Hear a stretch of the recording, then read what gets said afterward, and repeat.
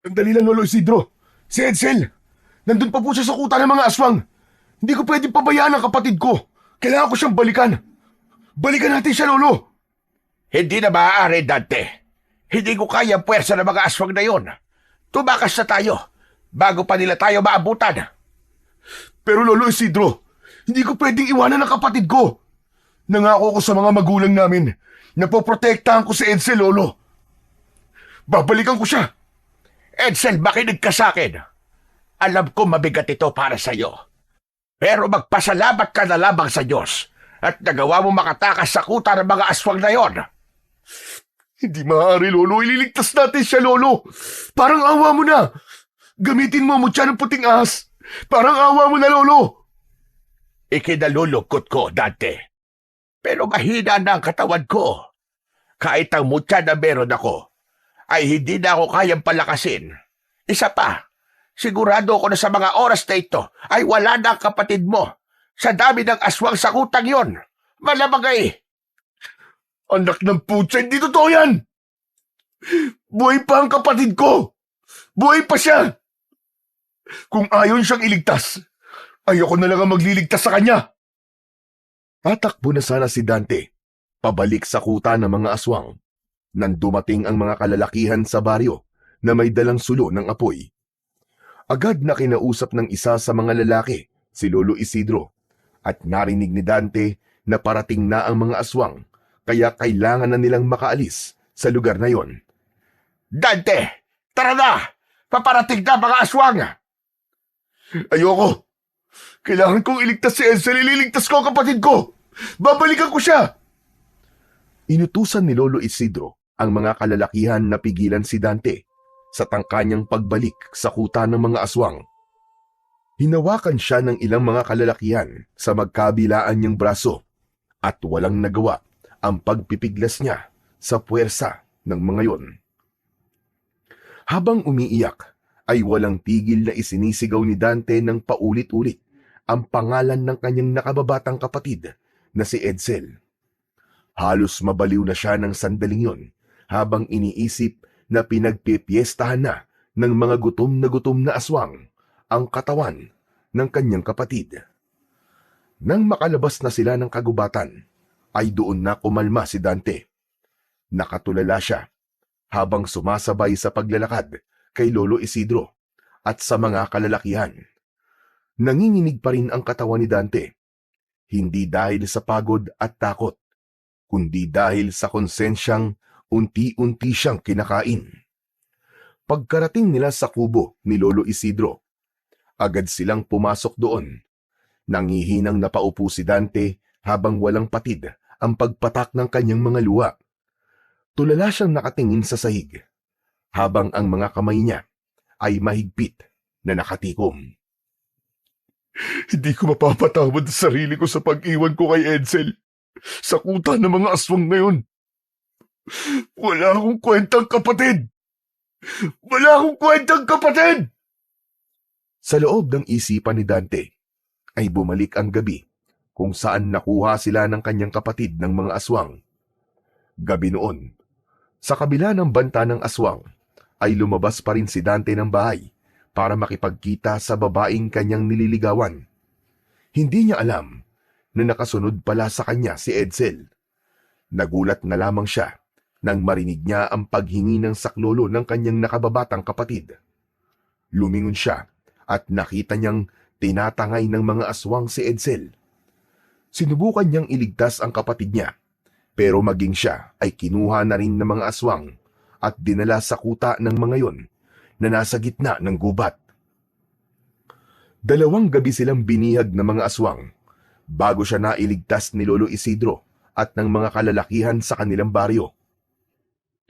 Kung hindi sana ako lumabas ng gabing yon, malamang ay hindi kami nakuha ng mga aswang. Kasalanan ko tong lahat. Kasalanan ko! Wala kang kasalanan sa nangyari, Dante. Huwag mo sisihin ang sarili mo. Lalo na't hindi mo ginusto nangyaring yon. Hindi ko ginusto. Pero iniwanan ko siya sa kuta ng mga aswang, Lolo Isidro. Iniwanan ko siya ron. Anong klaseng kapatid ako? Ngunit hindi mo siya ginustong iwanan, Dante. Sadyang wala lang tayo magagawa para iligtas pa si Edsel. Sana, iniwan niyo na lang din ako dun, Lolo. Sana hinayaan niyo lang ako makasama si Edsel para dalawa kami pinatay ng mga aswang. Mga hayop sila. Mas gugustuhin ko pang mamatay kasama si Edsel kaysa mabuhay ako na wala siya.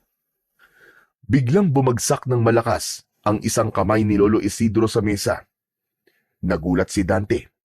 Nang tumingin siya sa matanda, ay matalim ang mga mata nito habang nakatitig sa kanya. Huwag mong sabihin yan, Dante. Alam mo bang halos ikamatay ng mga kalalakihan sa baryo ang pagsagip sa inyo? Alam mo bang ilang buhay ang nalagay sa panganib para lang mailigtas kayo, magkapatid? Huwag mong ipaparinig yan sa mga taong isinugal ang buhay nila para sa inyo, magkapatid. Huwag mong binabaliwala ang sakripisyong ginawa nila para sa inyo. Mas lalong lumakas ang hagulgol ni Dante. Halos hindi na siya makahinga sa labis na pag-iyak at pag-aalala para sa kanyang nag-iisang kapatid. Naiintindihan naman niya si Lolo Isidro, pero habang iniisip niya ang nangyayari sa kapatid niya, ay hindi niya maiwasang mas lalong panghinaan. Patawad, Dante. Hindi kita dapat tinaasan ang boses. Alam ko natatakot ka, pero isang bagay lamang ang iyong tatandaan. Merong dahilan kung bakit ikaw lang ang nakaligtas. May dahilan kung bakit nangyayari ang lahat ng ito. Lolo Isidro, hindi ko maisip kung anong dahilan na sinasabi mo. Sabihin mo nga sa akin para maintindihan ko lahat. Hindi ko rin alam, Dante. Mahirap man tanggapin pero minsan ay may mga masasakit na pangyayari na hindi natin agad malalaman kung bakit kailangan yung mangyari. Pero darating at darating ang araw, mahahanap mo rin ang kasagutan. Pinunasan ni Dante ang kanyang luha, pero hindi pa rin maalis-alis ang bigat sa kanyang puso. Pakiramdam niya ay isa siyang malaking kabiguan sa kanyang mga magulang dahil hindi niya nagawang iligtas ang kanyang nakababatang kapatid mula sa mga aswang na dumukot sa kanila. Matapos na mag-usap ni Dante at Lolo Isidro, ay nagtungo na si Dante sa kwarto nila ni Edsel. Nang humiga siya, ay mas lalo siyang napaiyak sapagkat hindi siya sanay na hindi niya katabi sa higaan na yon ang kanyang kapatid. Mula pa pagkabata, ay si Dante na ang tagapagtanggol ng kanyang kapatid na si Edsel. Noon ay may isang maliit na sakahan ang kanilang ama at ang ina naman nila ay laging abala sa paghahabi ng banig na ibinibenta nito sa palengke. Hindi man marangya ang kanilang buhay, ay sapat naman yon para sa kanila. Hanggang sa dumating ang gabing bumago sa buhay nila. Isang malakihang pag-atake ng mga aswang ang nangyari sa loob ng kanilang baryo. 10 taong gulang pa lamang siya noon, habang si Edsel naman ay 5 taong gulang. Sa pag-ataking yon, ay namatay ang kanilang mga magulang nang dahil sa pagtatanggol sa kanilang magkapatid mula sa mga aswang. Mula noon ay si Lolo Isidro na ang kumupkup sa kanila. Ito na ang tumayong mga magulang nilang magkapatid. Mahina ang katawan ni Edsel at madali itong kapitan ng sakit. Kaya naman, si Dante ang naging tagapagtanggol ng kanyang nakababatang kapatid. Kapag may batang nambubuli kay Edsel dahil sa kapayatan nito, ay hindi nagdadalawang isip si Dante na manuntok, lalo na kapag nakikita niyang pinapaiyak ang kapatid niya. Kaya nang gabing dinukot sila ng mga aswang, ay hindi niya mapatawad ang sarili. Nangako kasi siya sa mga magulang niya na poprotektahan niya palagi si Edsel. Matapos maalala ang lahat ng yon, ay pilit na pumikit si Dante at pilit niyang isinantabi ang sakit na kanyang nararamdaman. Ngunit kahit na anong gawin niya, ay hindi niya matakasan ang katotohanan na iniwan niya ang kapatid niya sa kamay ng mga aswang. Sa nakalipas na 2 araw, ay madalas na walang imik si Dante. Palagi siyang tahimik na nakaupo sa may bintana na para bang hinihintay niya ang pagbabalik ng kanyang kapatid. Hindi niya pa rin matanggap ang sinapit ni Edsel. Kung minsan pa nga, nagigising si Dante sa gitna ng gabi dahil napapanaginipan niya si Edsel na umiiyak at humihingi ng tulong. Maging sa pagkain ay wala siyang gana. Hindi siya makatulog ng mahimbing at sa umaga ay madalas siyang umiiyak sa gitna ng kanyang mga gawain. Kaya naman isang umaga ay hindi na kinaya pa ni Dante. Nagdesisyon siyang magtungo sa kuta ng mga aswang kahit pa alam niyang delikado. Mabilis niyang tinahak ang daan patungo sa gubat. Dumaan siya sa masukal na daan. Nang marating ni Dante ang kuta ng mga aswang, ay napahinto siya. Bumalik sa alaala niya ang unang gabi na dinala sila roon ni Edsel ng mga aswang na dumukot sa kanila. Tahimik ang paligid at nagtaka siya dahil wala siyang nakitang kahit na isang aswang doon. Ang amoy ng dugo at nabubulok na laman ay wala na. Napapitlag si Dante nang marinig ang isang tinig sa kanyang likuran. Mukhang nilisa na nila ang kuta nila dahil nalaman na ng mga tao kung saan sila nagtatago. Malamang niyan ay nagtatayo na naman sila ng panibagong kuta. Hindi sumagot si Dante. Bagkus ay mabigat ang mga hakbang na tinungo niya ang kubo kung saan sila ikinulong noon. Sa pagbukas niya ng pinto, ay naramdaman niyang mas bumigat ang dibdib niya. Napasinghap siya nang makita niya ang isang dugoang damit sa sahig. Dinampot niya yon at bumalik sa alaala niya ang takot sa mga mata ni Edsel at ang iyak nito. Mahigpit na hinawakan ni Dante ang damit dahil alam niya na yon ang damit na suot ni Edsel nang dukutin sila ng mga aswang. Patawarin mo ko, Edsel. Patawad kung hindi kita naprotektahan. Patawad kung di kita naisama sa pagtakas ko. Napahagulgol ng pag-iyak si Dante habang yakap-yakap ang dugoang damit ng kanyang kapatid. Alam kong masakit, Dante. Kahit sa akin ay napakasakit na sa ganitong paraan nawala ang apo ko. Pero kailangan na nating tanggapin na wala na siya. Wala na si Edsel, Dante. Patuloy lang ang pag-iyak ni Dante habang hindi pa rin niya matanggap ang katotohanang sinabi ni Lolo Isidro.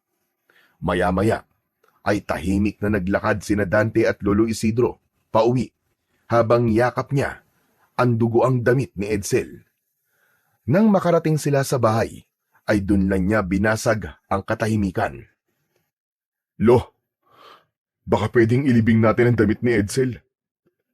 Wala naman ang katawan niya eh. Gusto ko may mapupuntahan ako sa tuwing gusto ko siyang alalahanin.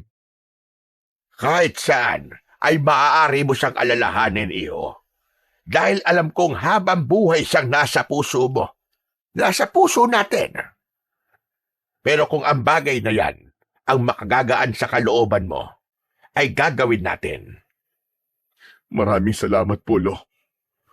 Kumuha ng pala si Lolo Isidro at nagsimulang maghukay sa likod ng bahay. Tahimik lang si Dante habang pinapanood ang kanyang lolo.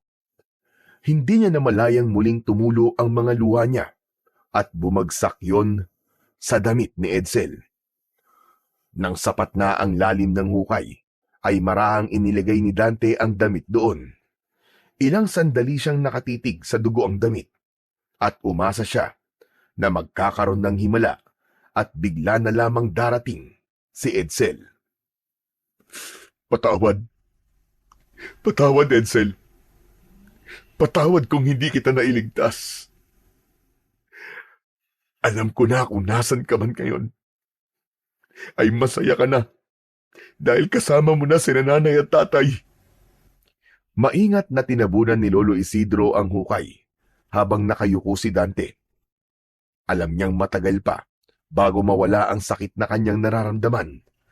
Pero naniniwala siya na kailangan niya ng simulan na tanggapin ang lahat.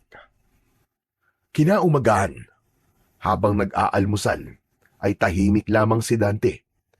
Isang bagay ang paulit-ulit na naglalaro sa utak niya. Kagabi pa niya yun naisip at naniniwala siya na yun lamang ang paraan para kahit papano ay makalimot siya sa sakit na pinagdadaanan niya dahil sa pagkamatay ng nakababata niyang kapatid na si Edsel. Aba, Dante, wala ka na namang ganang kumain. Baka magkasakit ka na sa ginagawa mong yan sa sarili mo. Lo, nakapagdesisyon na po ako kagabi pa. Pupunta na po ako ng Maynila. Tatanggapin ko na po ang alok ni na Tita Maricel na pag-aralin ako sa kolehiyo. Oh, akala ko ba ay ayaw mo doon? Noon po yun, Lolo. Ayoko lang kasi noon na mahiwalay kay Edsel eh. Pero ano pang gagawin ko? Wala na si Edsel. Kaya kaya ko nang umalis dito sa baryo natin. Kung yan ang gusto mo, ay hindi kita pipigilan.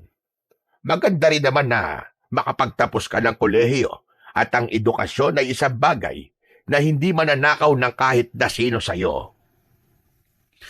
Kailangan ko rin po lumayo, Lolo Isidro. Hindi ako makakausad dito. Dahil lahat ng makikita ko ay nagpapaalala lang sa akin kay Edsel. Mas lalo lang ako nalulunod sa sakit. Naisip ko rin po, Lo, na baka gusto niyo pong sumama sa akin. Doon po tayo magsimula ng panibagong buhay. Umiling si Lolo Isidro, sabay higop ng kape. Dante, alam mo namang hindi ko pwedeng iwan ang lugar natin. Kailangan pa rin ako dito. Ako ang may hawak ng mutya ng puting ahas. Abay kung aalis ako, sino magpoprotekta sa baryo natin? Hindi pa tapos ang laban natin sa mga aswang. Dahil hanggang ngayon ay umaatake pa rin sila rito. Hindi na yata titigil ang mga walang yan yun hanggang hindi nila tayo nauubos. Pero Lo, kaya niyo po bang mag-isa rito? Matagal na akong mag-isa. Bago pa man ako ang mag-alaga sa inyo ni Edsel, hindi ba? Huwag mo kong intindihin. Ang intindihin mo ay ang buhay na bubuuhin mo uli sa Maynila. Wala nang nagawa si Dante kundi tanggapin ang desisyon ng kanyang lolo. Alam niyang hindi niya ito mapipilit. Ngunit sa kabila ng pagnanais niyang magsimula ng bagong buhay sa malayo, ay may bahagi niya na natatakot na iwanan si Lolo Isidro. Mabilis na dumating ang araw ng pag-alis ni Dante patungong Maynila. Inihatid siya sa bus station ni Lolo Isidro at habang naghihintay ng bus ay kinausap ni Dante ang kanyang lolo. Lolo Isidro, hindi po ba talaga kayo sasama sa akin? Napag-usapan na natin ito, Dante. Alam mo ang dahilan kung bakit hindi ako pwedeng umalis dito sa ating baryo. Ay, nako. Ewan ko po, Lo. Pero parang ayaw ko na pong umalis eh. Baka malungkot po kayo kasi dito pag mag-isa lang kayo. Ano ka ba naman? Huwag mo kong alalahanin. Marami naman tayong kapitbahay. Kapag naiinip ako ay pwede akong makipag-untaan sa kanila. O ayan na pala ang bus. Dali na, sumakay ka na para makaalis ka na kagad. Bago tuluyang sumakay ng bus, ay isang mahigpit na yakap ang ibinigay ni Dante sa kanyang lolo. Sa kabila ng pangungulila sa baryo at kay Lolo Isidro, ay inisip na lang niya ang magandang buhay na naghihintay sa kanya sa Maynila, lalo na kapag nakapagtapos na siya ng pag-aaral sa kolehiyo. Pagdating ni Dante sa Maynila, ay malugod siyang tinanggap ng kanyang tita Maricel at itinuring siya nitong parang sariling anak. Pinili ni Dante na kunin ang kursong civil engineering. Yun ay isa sa mga pangarap niya na matagal niya nang nais abutin, ngunit hindi niya nabigyang pansin dahil sa pag-aalaga sa kanyang kapatid. Lumipas ang 5 taon ng pagsisikap at pagpupuyat, at sa wakas ay naging ganap ng inhinyero si Dante. Nakahanap siya ng trabaho sa isang kilalang kumpanya at unti-unti siyang bumuo ng bagong buhay sa lungsod. Subalit sa kabila ng mga tagumpay niya sa buhay, ay hindi kailanman nawala sa kanyang puso't isipan si Edsel. Paminsan-minsan ay bumabalik sa kanya ang mga alaala ng kanyang kapatid. Hanggang sa unang pagkakataon, matapos ang 5 taon, ay nagpasya si Dante na bumalik sa kanilang baryo upang bisitahin si Lolo Isidro. Ang totoo, kung hindi lang dahil kay Lolo Isidro, ay hindi na siya babalik doon dahil natatakot siyang harapin muli ang masasakit na alaalang iniwan niya na roon. Pagbaba ni Dante mula sa sinasakyang tricycle, ay bumungad kagad sa kanya ang baryong minsang naging mundo niya. Marami na rin ang nagbago. May mga bagong tayong bahay at mukhang mas tahimik na ang baryo. Pero sa bawat hakbang niya ay may kirot siyang nararamdaman sa kanyang dibdib. Bawat sulok kasi ng lugar na yon ay nagpapaalala sa kanya ng masasayang sandali na kasama niya pa si Edsel. Mabigat ang hakbang ni Dante habang palapit sa bahay ni Lolo Isidro. Hanggang sa nakita niya si Lolo Isidro na abala sa pagdidilig ng mga tanim nitong gulay sa gilid ng bahay. Mas payat na ito ngayon kaysa dati at kita sa kilos nito ang panghihina ng katawan. Hindi na nito namalayan na nakalapit na siya. Lolo Isidro! Napahinto ang matanda at dahan-dahang lumingon sa kanya. Napakagatlabi si Dante nang makita ang mukha nito. Kulubot na ang balat nito at kita sa mga mata nito ang pagod at katandaan. Bumaha ang emosyon sa kanyang dibdib. Hindi niya napigilan ang pag-agos ng kanyang luha. Binitiwan niya ang dala niyang bag at parang bata na niyakap niya ang lolo niya. Patawad po, Lolo! Patawad po dahil 5 taon po akong hindi bumalik dito. Ano ka ba? Ayos lang, Dante. Ang mahalaga ay nagbalik ka. Nandito ka na ulit. Hindi mo alam kung gaano ko kasaya ngayon. Mariin na ipinikit ni Dante ang mga mata. Malakas siyang napahagulgol dahil alam niya sa kanyang sarili na malaki ang pagkukulang niya sa kanyang lolo. Pero nangako siya sa kanyang sarili na dahil kaya na niya, ay ibibigay niya rito ang maginhawang buhay na nararapat para dito. Nang humupa ang emosyon ni Dante, ay pumasok na sila sa loob ng bahay. Iginala ni Dante ang mga mata sa kabuuan ng bahay at napangiti siya dahil walang ipinagbago yon. Sa dati pa rin nakapwesto ang mga gamit. Pakiramdam niya tuloy ay para siyang bumalik sa nakaraan. Wala pa rin palang nagbago sa bahay niyo, Lolo Isidro. Ganito pa rin po nung umalis ako. Wala talaga akong binago, Apo. Ang gusto ko kasi ay pagbalik mo ganito pa rin ang madadatnan mo. Muling tumingin si Dante sa paligid at hinayaan ang sarili na namnamin ang bawat sulok ng bahay na minsan niyang tinawag na tahanan. Nang naupo si Lolo Isidro sa mahabang upuan, ay tumabi siya sa matanda. Kumusta ka naman, Dante? Ang pag-aaral mo? Sa awa ng Diyos, Lolo, tapos na po ako mag-aral. Engineer na po ako ngayon at may trabaho na rin po ako sa Maynila. Ito nga po't buti pinayagan. Nag-leave lang po ako na matagal kasi gusto ko pong makasama kayo ng mas matagal. Abay, mainam naman kung ganon. Natupad mo na ang pangarap mo. Apo, napakasaya ko para sa'yo dahil alam ko na noon pa man ay pangarap mo na ang maging isang inhinyero. Kaya nga po, Lolo Isidro Akala ko po talaga hindi ko na po matutupad ang pangarap kong yun. Pero ito kahit papaano po, iniisip ko na baka kaya nawala si Edsel kasi para makaalis ako sa baryo natin at matupad ko po ang aking pangarap. At alam ko po na kung nasan man si Edsel ngayon, ay masaya rin po siya para sa akin. Sabi ko naman sa'yo, Dante, mahahanap mo rin ang mga kasagutan kung bakit nangyari ang lahat ng yon sa buhay mo. May mga bagay na masakit, pero kailangan mangyari. Kasi yon ang nakatakdang mangyari. Wala tayong kontrol sa kung ano ang plano ng Panginoon para sa atin. Dahan-dahang tumango si Dante. Kahit masakit ang pagkawala ni Edsel, gusto niyang maniwala na may dahilan ang lahat. Ngumiti siya ng bahagya kahit may lungkot pa rin sa mga mata niya. Hinagabihan ay may ngiti sa labi na dumulog sa pagkainan si Dante nang makita niya ang nilutong ulam ng kanyang lolo Isidro. Ang ulam ay adobong manok na may kasamang nilagang itlog. Simpleng putahe lamang yun, pero paboritong-paborito yun ni Dante, lalo na kapag si Lolo Isidro ang nagluto.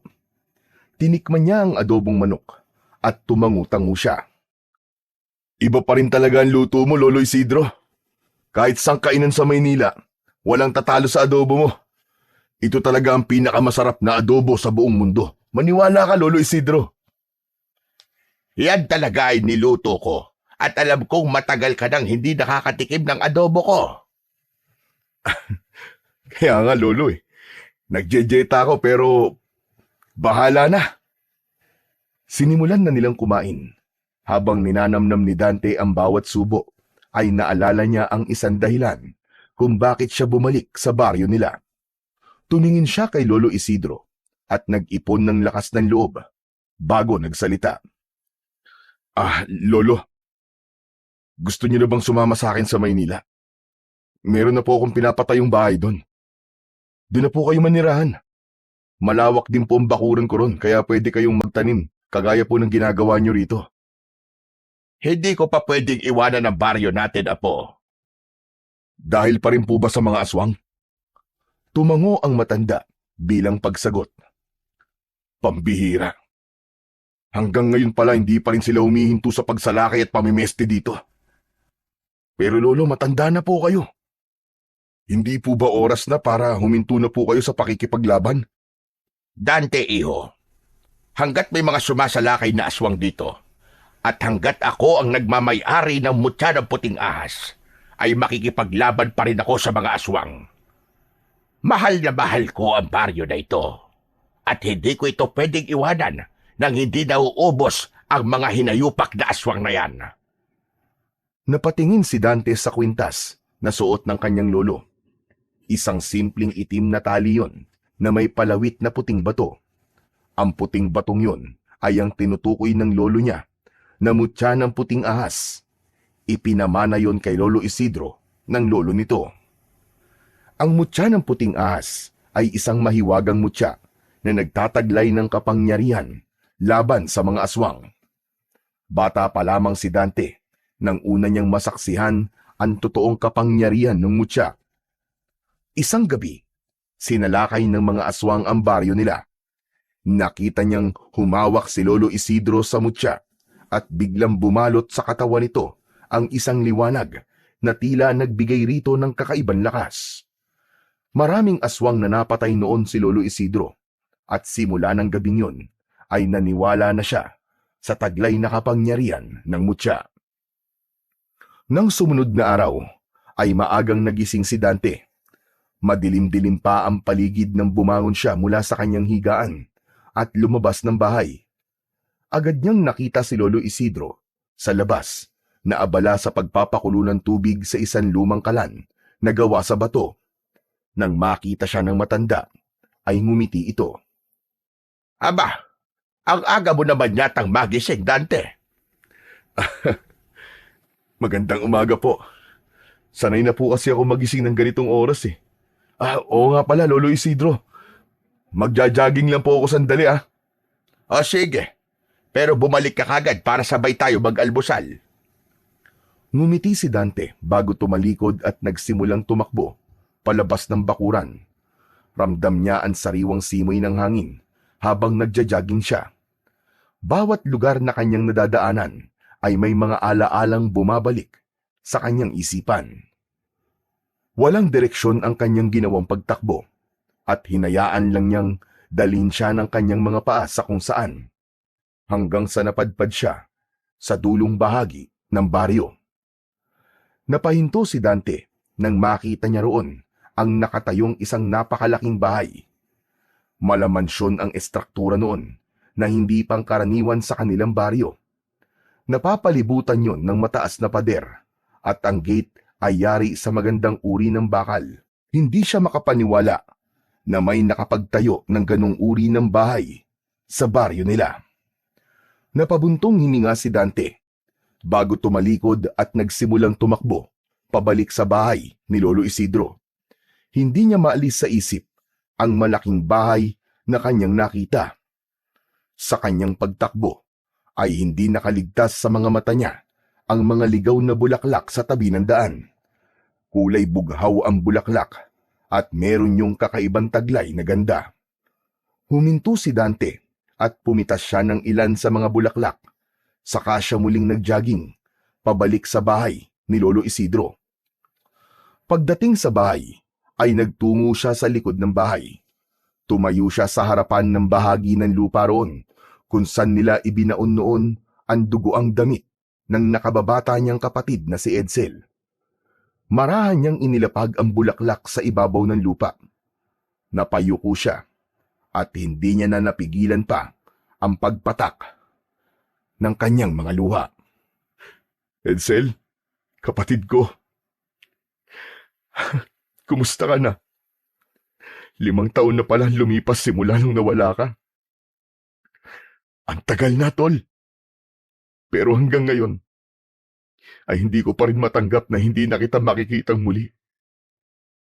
Oo nga pala, tol. Natupad ko na pala mga pangarap ko. Engineer na ako ngayon. Naging mahirap, pero kinaya ko. Pero alam mo ba, kahit gaano ako kasaya sa narating ko, lagi ko naiisip na hindi mo na ito makikita ng personal. Hindi mo na ako nakitang graduate, tol. Hindi ba gusto mo na tumira sa Maynila nun? Kaya ko sana tuparin na ang pangarap mo na yun. Pero ngayon, tol, wala ka na eh. Alam mo ba, minsan iniisip ko kung bakit ikaw pang nawala. Bakit hindi na lang ako? Pero alam ko kung nasan ka man ngayon ay masaya ka na. Mahal na mahal kita, tol. At kahit kailan, hindi kita makakalimutan. Hinayaan ni Dante na dumaloy ang emosyon niya. Hinayaan niyang maramdaman ang presensya ng kanyang nakababatang kapatid. Kahit pa sa kanyang isip at alaala lang ito nananatili. Sandali pa siyang tumigil sa kanyang kinatatayuan bago siya nagdesisyon na umalis upang pumasok na sa bahay ni Lolo Isidro. Sa pagpasok ni Dante sa bahay, ay naamoy niya kagad ang pritong tuyo at sinangag na kanin. Nakita niya si Lolo Isidro na naghahain na ng almusal sa pagkainan, kaya lumapit na siya rito. Oh, Dante! Sakto ang dating mo. Kakain na tayo. Halika na't maupo ka na rito. Aba, sandali lang. Ha? Bakit parang namumugto yata ang mga mata mo? Umiyak ka ba? Kinausap ko lang po sandali si Edsel sa likod ng bahay, Lolo. Doon po sa lugar kung saan natin ibinaon ang kanyang damit. Pakiramdam ko, Lolo, buhay pa rin ang kapatid ko. At nandito lang siya. Hindi man natin siya nakikita. Pero alam kong hindi siya kailanman lumayo sa iyo. At sigurado ko na ipinagmamalaki ka niya. Napangiti si Dante dahil sa sinabi ni Lolo Isidro. Umupo na siya at nagsimula na silang kumain. Matapos niyang magtimpla ng kape. Sandaling huminto sa pagkain si Dante nang may maalala siya. Piniga ang kanyang mga kamay. Tila nabawasan ang bigat sa kanyang dibdib. Sana nga, Lolo. Sana nga. Pinisil ni Lolo Isidro ang balikat ng kanyang apo bago kinuha ang sandok at nagsimulang maghain ng kanin sa kanilang pinggan. Sige na, kumain na tayo. Sinimulan nilang kainin ang masarap na sinangag. Habang kumakain Biglang naalala ni Dante ang nakita niya kanina habang nagja-jogging. Lo, oo nga pala. Habang nagja-jogging po ako, napunta po ako doon sa dulo ng baryo. Napansin ko po yung malaking bahay na parang mansyon doon. Kanino po yun? Ang mansyon. Kay Don Hidalgo yon. Dahil lang siya rito sa baryo natin. At binili niya yung lupang doon sa dulo ng baryo. Tapos pinatayuan niya ng bahay niya. Alam mo ba, simula na dumating siya rito, ay nagkaroon ng magandang pagbabago sa lugar natin. Bakit po? Ano po bang ginawa niya? Siya na po ba ang bagong kapitan dito? Hindi naman. Marami kasi siyang tinulungan na kababayan natin dahil sa kanyang sakahan. Nabigyan ng trabaho ang mga tao dito, kaya kahit papano bumuti ang kabuhayan ng ilan sa kanila. Aba, mukhang mabuting tao po si Don Hidalgo. At least kahit papano, may magandang naidulot ang pagdating niya po rito. Kahit nga ako kumikita dahil sa kanya. Nang makita niya kasi ang mga tanim kong gulay, sinabi niya sa akin na siya ang bibili ng mga gulay ko. Hanggang ngayon ay sa taniman ko pa rin siya bumibili kapag kailangan niya ng gulay.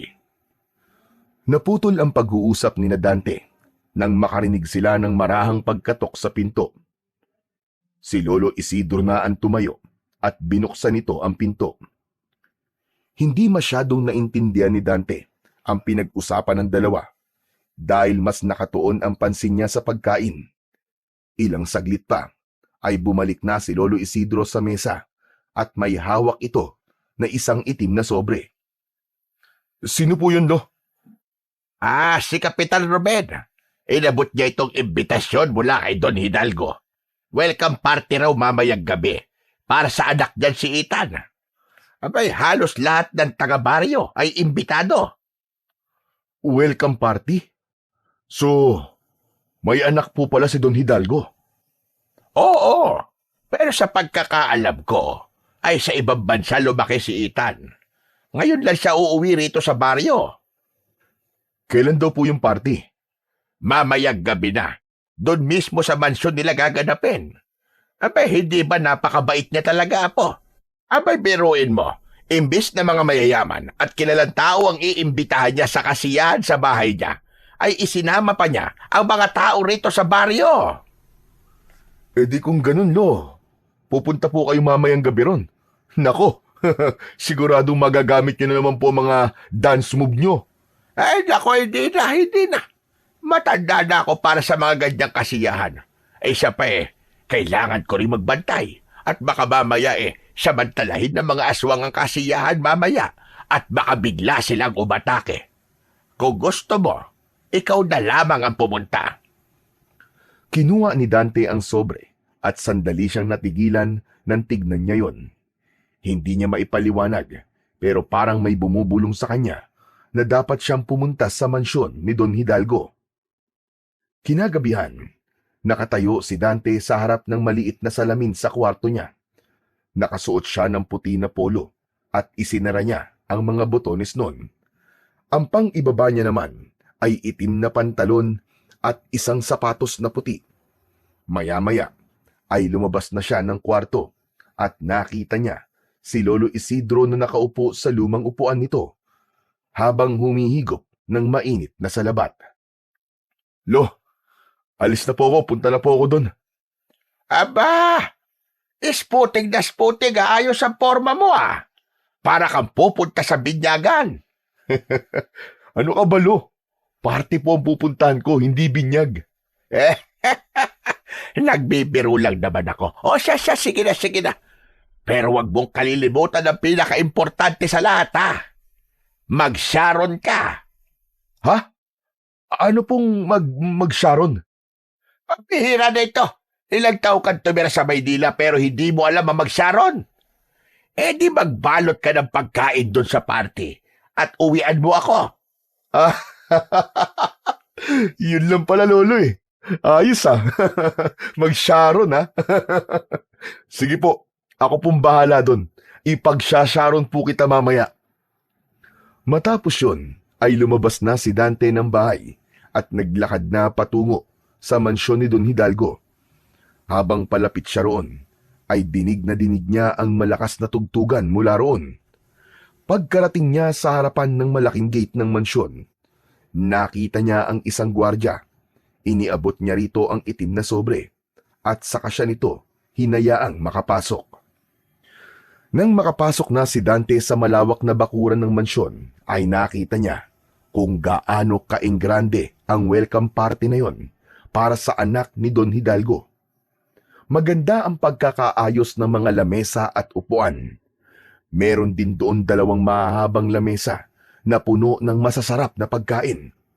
Sa unahan naman ay may isang maliit na entablado. Hindi nagtagal ay isang lalaking nasa 50 na ang edad ang lumabas mula sa loob ng mansyon. Nakasuot ito ng isang magarang Amerikana na kulay navy blue na may gintong embroidery sa mga gilid. May manipis itong bigote at ang buhok nito ay maayos na nakabrush up. Kinuha ng lalaki ang mikropono at humarap sa mga bisita matapos nitong umakyat sa stage. Magandang gabi sa inyong lahat. Para sa mga hindi nakakakilala sa akin, hayaan nyo na magpakilala ako sa inyo. Ako po, si Don Hidalgo Enriquez. Maraming salamat sa inyong pagpunta sa gabing ito.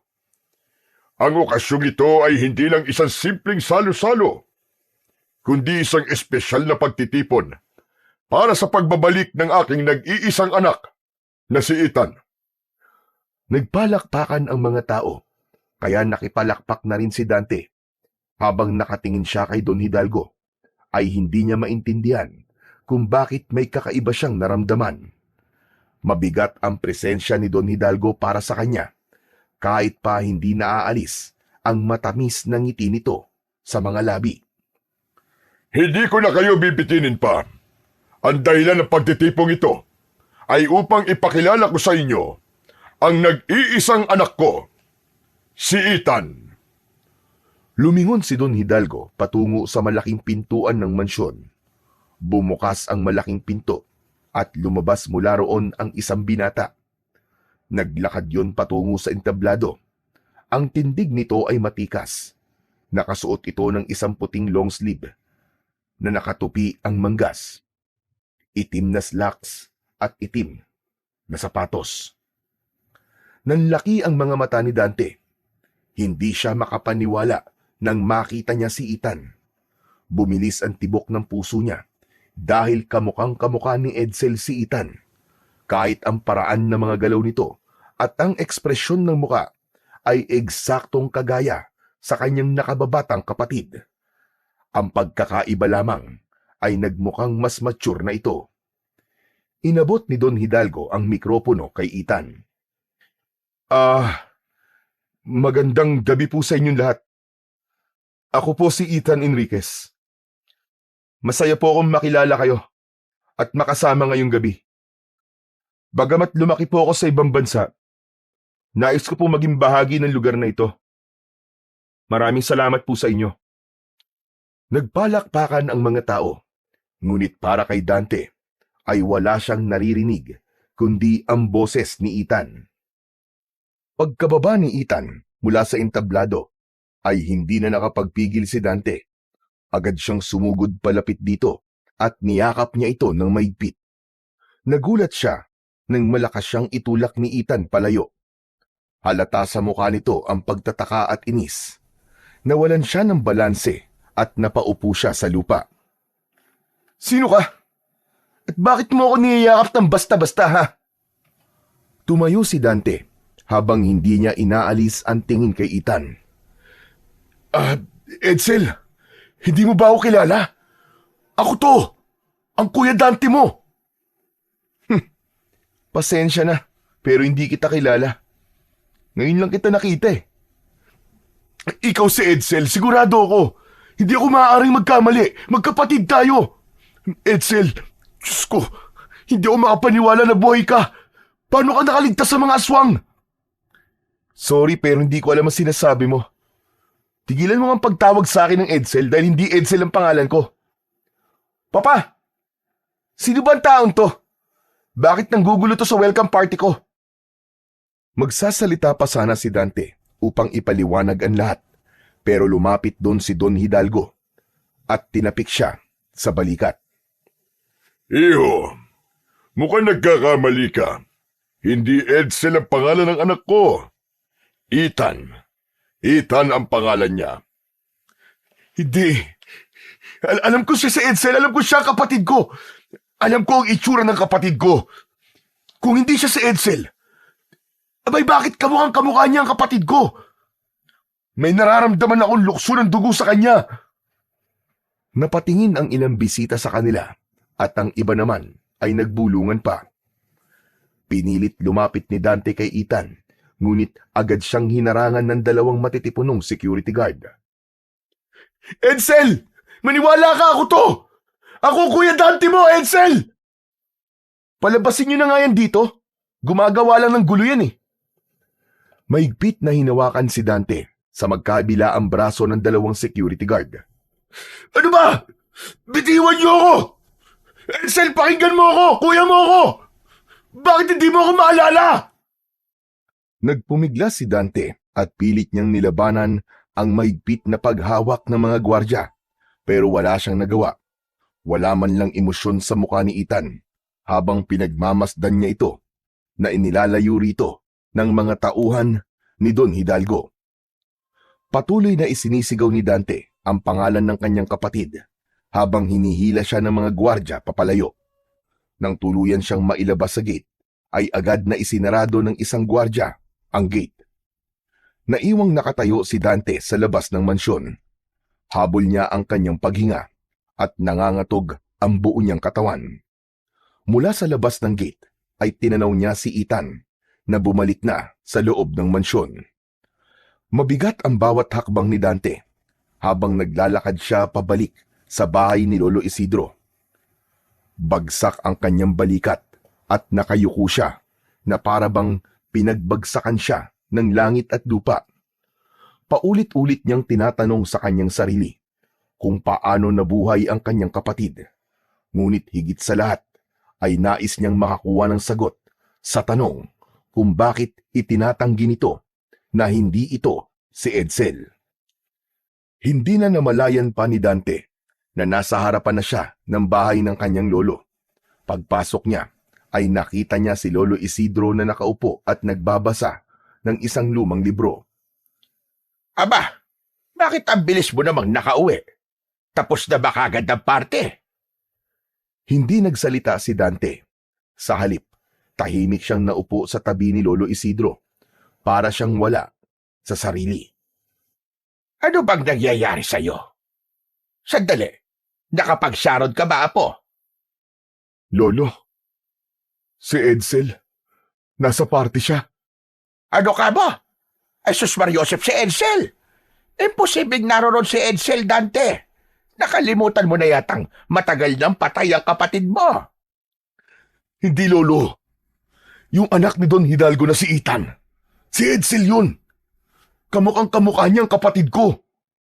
Dante, alam kong mahirap pa rin tanggapin ang pagkawala ni Edsel. Pero hindi mo maaaring ipilit na buhay pa siya. Dahil lang sa nakita mo may kamukha siya. Isa pa, normal lang na may kamukha ang isang tao. Mariing umiling si Dante at mahigpit na ikinuyom ang kanyang mga kamao. Hindi, Lolo eh. Hindi lang siya basta kamukha ni Edsel.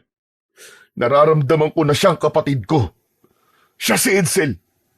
Hindi ako maaaring magkamali. Kapag nakita mo si Ethan, Lolo, sigurado ko maniniwala ka rin sa akin. Tinitigan siya ni Lolo Isidro na para bang sinusuri nito kung nagsasabi siya ng totoo o kung dala lamang yon ng matinding lungkot dahil hindi pa rin niya matanggap na wala na ang kanyang kapatid. Nang sumunod na umaga, ay agad na nagpunta si Dante sa harap ng mansyon ni na Don Hidalgo. Nakatayo siya sa isang makapal na halaman, hindi kalayuan mula sa gate. Tahimik siyang naghintay at hindi niya inalis ang mga mata sa gate. Umasa siya na makikita niya mula roon si Ethan. Makalipas nga lang ang ilang sandali, ay bumukas ang gate at lumabas mula roon si Ethan. Naglakad ito patungo sa direksyon ng kagubatan. Agad na tumayo si Dante mula sa kanyang pinagtataguan at palihim na sinundan si Ethan. Sinigurado niyang hindi siya nito mapapansin, kaya labis ang pag-iingat niya sa bawat paghakbang niya. Habang palalim sa kagubatan, ay lalo siyang kinabahan.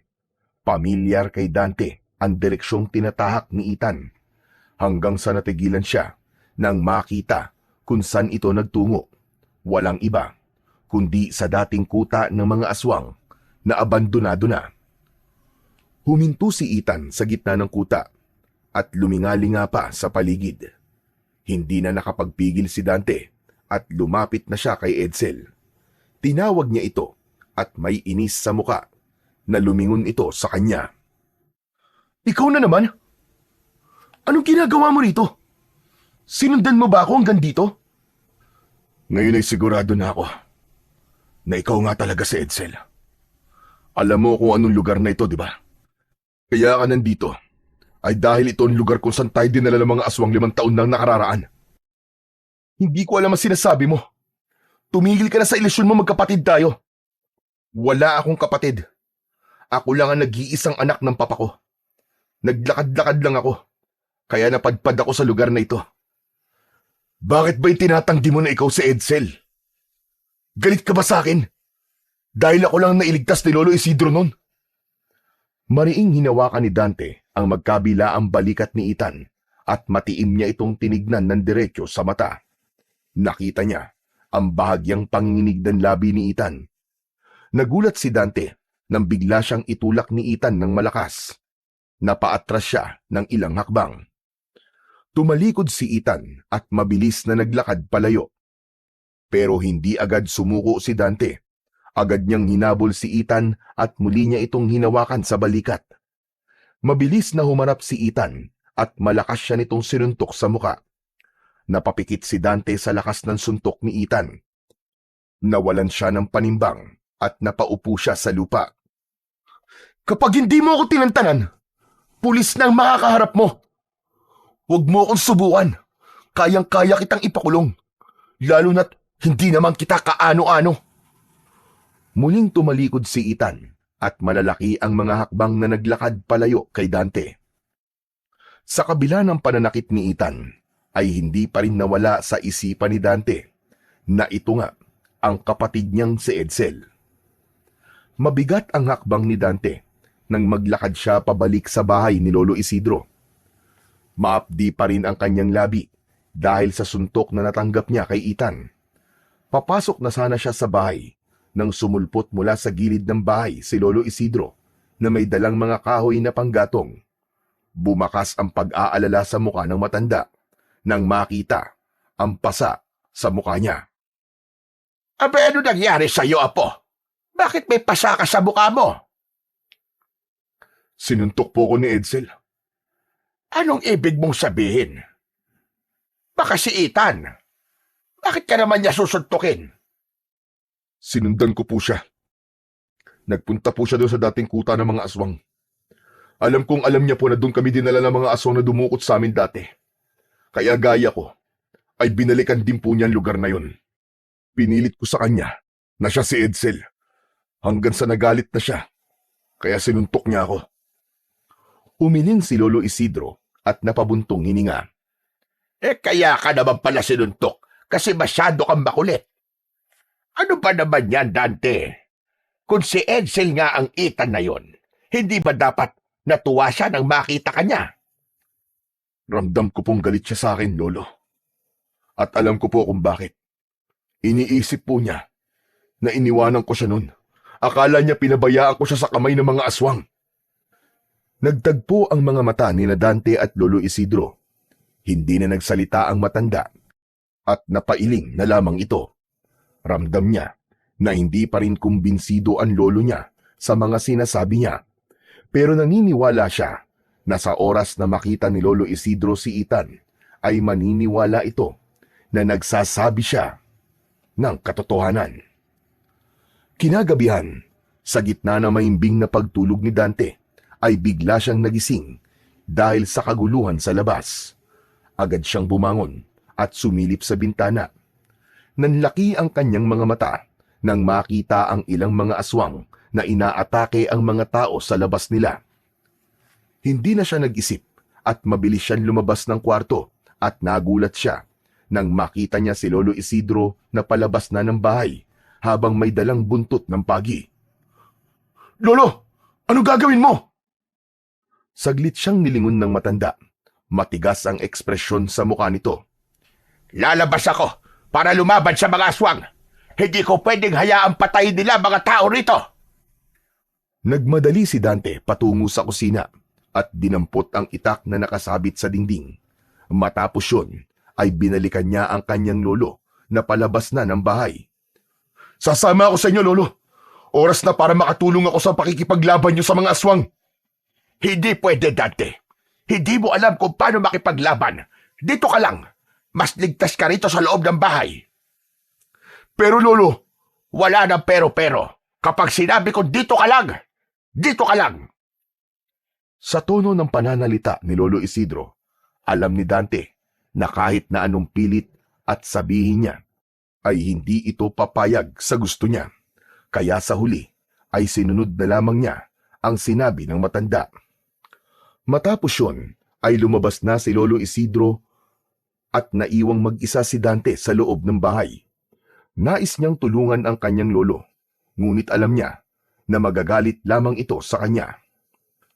Isinarado na lang ni Dante ang pinto at sumilip siya sa bintana. Hindi niya inalis ang mata niya kay Lolo Isidro na matapang na nakikipaglaban sa mga aswang gamit ang buntot ng pagi. Alam niya na malakas ang loob nitong makipaglaban sa mga aswang dahil sa suot nito ang mutya ng puting ahas na nagbibigay rito ng lakas. Isang aswang ang malakas na hinampas ni Lolo Isidro gamit ang buntot ng pagi. Napasigaw ang aswang nang lumatay yon sa mukha nito at nag-iwan ng malalim na sugat. grabe. Kahit ugod-ugod na si Lolo, halimaw pa rin siya sa pakikipaglaban. Sige, Lolo, hampasin mo pa. Huwag kang titigil hanggat hindi nauubos sa mga aswang na yan. Hangang-hanga si Dante sa pakikipaglaban ng kanyang lolo. Ngunit habang tumatagal, ay napapansin niya na hindi na ito kasing bilis tulad ng dati. Hindi niya maitatanggi na malakas pa rin si Lolo Isidro, pero halata na ang pagbagal ng galaw at atake nito. Dahil doon, ay biglang kinabahan si Dante. Hanggang mula sa likuran ng kanyang lolo, ay isang aswang ang umatake. Bago pa man makaiwas ang matanda, ay bumaon na ang matutulis na kuko ng aswang sa likod nito. Hindi na nag-isip pa si Dante at muli niyang kinuha ang itak. Patakbo siyang lumabas ng bahay at nilapitan niya ang aswang na umatake sa kanyang lolo. Walang pagdadalawang isip na tinaga ni Dante ang aswang sa batok na agad nitong ikinabagsak sa lupa. Mabilis na lumingon si Lolo Isidro at nagulat ito nang makita niya si Dante. Dante, anong ginagawa mo rito? Sinabi ko naman sa'yo manatili ka lamang sa loob. Wala akong pakialam, Lolo, kahit magalit pa kayo sa akin. Sa ayaw at sa gusto nyo, makikipaglaban ako sa mga aswang. Muling sumugod ang mga aswang. Sa kabila ng sugat ni Lolo Isidro, ay lumaban pa rin ito. Biglang umatake sa harapan ni Dante ang isang aswang. Kahit wala siyang alam sa pakikipaglaban, ay hindi siya umatras. Itinarak niya ang itak sa leeg ng aswang. At nang hugutin niya yon, ay sumirit ang masaganang dugo mula sa sugat sa leeg ng aswang at nangisay yung bumagsak sa lupa. Luminga si Dante upang hanapin si Lolo Isidro. Nakita niya na nakahiga sa lupa si Lolo Isidro habang isang aswang ang nasa ibabaw nito. Nagpapambuno ang dalawa pero sa lagay ng kanyang lolo ay alam niya na wala itong laban. Mabilis na tumakbo si Dante para tulungan si Lolo Isidro. Nanlaki ang mga mata niya nang makita niyang nagawang hawakan ng aswang ang mga kamay ng lolo niya. Ngumanga ng malaki ang aswang at takmang sasakmalin si Lolo Isidro sa leeg. Napasigaw si Dante dahil alam niya na kahit na anong bilis ng pagtakbo ang gawin niya ay hindi na siya aabot para iligtas si Lolo Isidro. Ngunit sa hindi inaasahang pangyayari, ay biglang lumapit si Ethan sa aswang na umaatake kay Lolo Isidro at mabilis nitong ibinaon sa likod ng ulo ng aswang ang hawak nitong mahabang kawayan na may tulis sa dulo. Napahinto si Dante. Hindi siya makapaniwala sa kanyang nakita. Nakita niya rin ang reaksyon ni Lolo Isidro. Napako ang tingin ng matanda kay Ethan habang nanlalaki ang mga mata nito. Alam niya kung bakit ganun ang reaksyon ng lolo niya at dahil yon sa sobrang pagkakahawig talaga ni Ethan kay Edsel. Nanatili si Ethan sa kinatatayuan niya. Tinulungan ni Ethan si Lolo Isidro na makatayo. Maigpit ang hawak ng matanda sa braso ni Ethan habang unti-unting tumatayo. Pagkatayo ay mabilis na niyakap ni Lolo Isidro si Ethan ng mahigpit. Ramdam ni Dante ang pagkasabik ng lolo niya sa apo nito na inakala nilang patay na. Kasabay ng tagpong yun, napansin ni Dante ang kakaibang nangyari sa paligid. Ang mga aswang na kanina lang ay walang habas na umaatake ay biglang tumakbo palayo sa baryo hanggang sa wala nang natirang aswang doon. Nang tuluyang mawala ang mga aswang, ay lumapit si Dante sa dalawa. Ngunit biglang kumalas si Ethan mula sa yakap ni Lolo Isidro. Maraming salamat sa pagliligtas mo kay Lolo Edsel. Ikaw nga si Edsel. Hindi ako makapaniwala na buhay ka pa, apo ko. Tumigil nga kayo. Hindi ako sabi si Edsel eh. At huwag niyo nang ipilit pa ang isang bagay na walang katotohanan.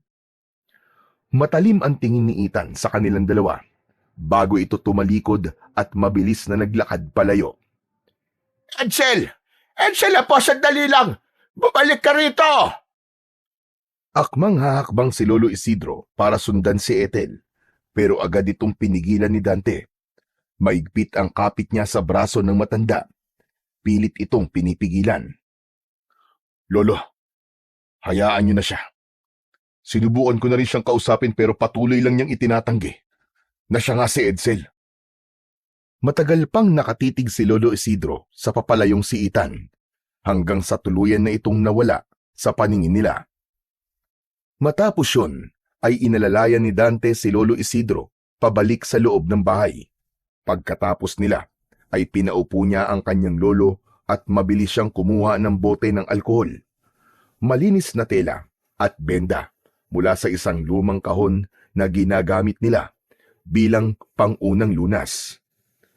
Maingat na hinubad ni Dante ang dugo ang damit ng kanyang lolo. Pumesto siya sa likod nito at kahit paano ay nagpasalamat siya sa Diyos dahil hindi ganun kalalim ang sugat nito sa likod. Napakislot si Lolo Isidro nang buhusan ni Dante ng alkohol ang sugat nito pero hindi ito umangal. Alam niya na sanay na ito sa mga ganong sugat dahil sa tagal na nitong nakikipaglaban sa mga aswang. Bihira. Totoo nga ang sinabi mo, Dante. Ang anak ni Don Hidalgo ay walang iba kundi si Edsel. Ang nakapagtataka lang ay bakit hindi niya tayo kilala. Ramdam kong kilala niya tayo, Lolo. Pero nagpapanggap lamang siya na hindi. Ang hinala ko ay galit siya sa akin. Ang iniisip siguro niya ay iniwan ko siya nun.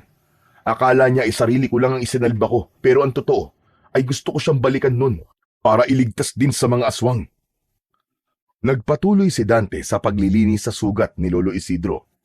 Hindi niya napigilan ang maluwa dahil sa loob ng 5 taon ay inisip niyang patay na si Edsel at bilang kapatid nito ay masakit sa kanya na muli nga silang nagkita pero galit naman ito sa kanya. Kailangan ko siyang mapaamin, Lolo. Kailangan ko siyang makausap para maipaliwanag ko sa kanya ang lahat. Pero ang ipinagtataka ko ay kung paano siya nakaligtas nun sa mga aswang. Hindi na nagsalita pa si Lolo Isidro, pero alam ni Dante na malalim ang iniisip nito. Makalipas ang ilang sandali, ay natapos na ni Dante ang paglilinis sa sugat ng lolo niya. Nalagyan na rin niya yon ng benda. Kumuha siya ng malinis na damit at inabot niya yon kay Lolo Isidro. Umupo si Dante sa harapan ng lolo niya at nagtama ang mga mata nila. Pero kahit itinatanggi tayo ni Edsel, ay masaya pa rin ako na buhay siya, Dante. Masaya ako na napunta siya kay Don Hidalgo dahil alam ko sa nakalipas na 5 taon ay naging maganda at komportable ang buhay niya. Pero Dante, apo, gawin mo ang lahat para maibalik sa atin si Edsel. Pangako, Lolo. Gagawin ko ang lahat. Ang kailangan lang talaga ay makausap ko siya. Naniniwala ko na makikinig at makikinig pa rin siya sa akin. Alam ko na mahal niya pa rin tayo, Lolo. Habang nakatingin si Dante sa matanda, ay may awang humaplos sa puso niya. Sa kabila ng edad ni Lolo Isidro, ay patuloy pa rin itong lumalaban. Pilit pa rin nitong ginagampanan ang tungkulin na sana ay matagal na nitong iniwanan. Hinawakan niya ang magaspang na kamay ng matanda at masuyo itong pinisil. Lolo Isidro, kanina ho habang nakikipaglaban ka, ay nakita ko na hindi ka nakasimbilis ng dati sa pag-atake. Ano bang magagawa ko, apo? Matanda na ako, Dante. Hindi na ako kayang pabilisin ng mutya ng puting ahas. Kaya nga po, Lolo. Kaya oras na po siguro para magpahinga ka na sa pakikipaglaban mo. Umiling si Lolo Isidro at mapait na ngumiti. Wala akong kilalang tatanggap ng mutya, Dante. Mabigat ang responsibilidad na dala nito. At alam mo yon. Ako, Lolo, ipagkatiwala mo sa akin. Ibigay mo sa akin ang mutya ng puting ahas. Hayaan mong ako na makipaglaban sa mga aswang. Aba, hindi maaari. Hindi ko ilalagay sa panganib ang buhay mo, apo. At hindi mo ba narinig? Mabigat ang responsibilidad na dala ng mutyang ito. Hindi ito para kaning mainit na kapag napaso ka ay pwede mong iluwa. Pero hindi ko niluluwa ang mainit na kanin, Lolo. Kahit napapaso ko, ay nilulunok ko pa rin yun. Ganun ang gagawin ko kapag napunta sa akin ang mutya ng puting ahas. Kahit mahirapan ako, ay hindi ko ito bibitiwan gaya ng ginawa nyo. Lolo, hindi ko hahayaang patuloy mong ipagsapalaran ng buhay mo, lalo na't alam kong hindi mo na kayang lumaban, kahit pa nasa iyong mutya. Hindi agad nakasagot si Lolo Isidro. Ramdam ni Dante na hindi nito inasahan ang mga salitang yon mula sa kanya. Ilang beses itong napabuntong hininga at halatang pinag-iisipan nito ang mga sinabi niya. Hindi ko hahayaang mapunta sa kung sino lang ang mutya, Lolo. Kung ibibigay mo to sa akin, ipapangako kong pangangalagaan ko ito. Ipagpapatuloy kong tungkulin mo sa baryong ito.